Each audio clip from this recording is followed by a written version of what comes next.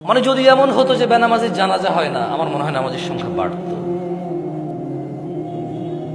যদি এমন হতো বেনামাজির সাথে কেউ মেয়ে বিয়ে দিবে না, ছেলে বিয়ে দিবে না, আমার মনে হয় নামাজি বাড়ত। যদি এমন হতো বেনামাজির সাক্ষী গ্রহণ করা হবে না, কি গ্রহণ করা হবে না, যদি এমন হতো যে বেনামাজি ছেলে তার নামাজি বাবার সম্পদের অধিকার পাবে না, তাইলে মনে হয় নামাজি বাড়ত। এগুলো আমি বলিনি, এগুলো মুহাম্মদ সাল্লাল্লাহু আলাইহি সাল্লাম বলছে। বেনামাজি বেওয়ারিশ থাকে, কারো ওয়ারাসাত পায় না। বেনামাজি কি পায় না?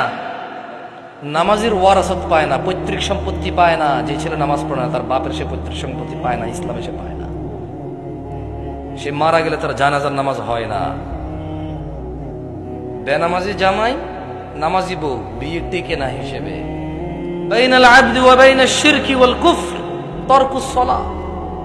বান্দা শিরিক আর কুফরের মধ্যে পার্থক্য হচ্ছে নামাজ ত্যাগ করা। তো বেনামাজি নামাজি যদি বউ জামাই হয়, টিকবে না তো, থাকবে না এই সংসার। খুব সিম্পল লজিক। আপনি যেদিন হাদিসকে এভাবে দেখবেন, ওই দিন আপনি মানুষ হতে পারবেন। আদারওয়াইজ ওয়াজ শুনতে পারবেন, জুমায় যেতে পারবেন, খুতবা শুনতে পারবেন, কিচ্ছু হবে না। আর আমার মতো লোকজন নিয়ে এসে, আমার থেকে উন্নত লোকজন নিয়ে এসে কতক্ষণ নিজের এলাকার সুনাম করতে পারবেন। প্যান্ডেলে জায়গা হয় নাই রে, বিশাল বড় প্যান্ডেল, মানুষ আর মানুষ, হুজুর কাঁপায়া দিছে, ফাটায় দিছে। হ্যাঁ, এগুলো পারবে না, কিছু পারবে না। ঠিক কিনা? এই ঠিক কিনা?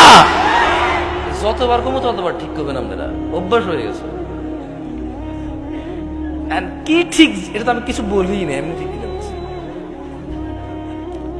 মানে আপনি মনে করতেছেন যে আমি আপনার ঠিক বা ঠিকের উপরে ডিপেন্ড করে এখানে কথা বলবো? জীবনও না। তাহলে আমাকে আওয়ামী লীগ করতে হবে অথবা বিএনপি করতে হবে, নেতা যা করছে তা, বুঝলেন না?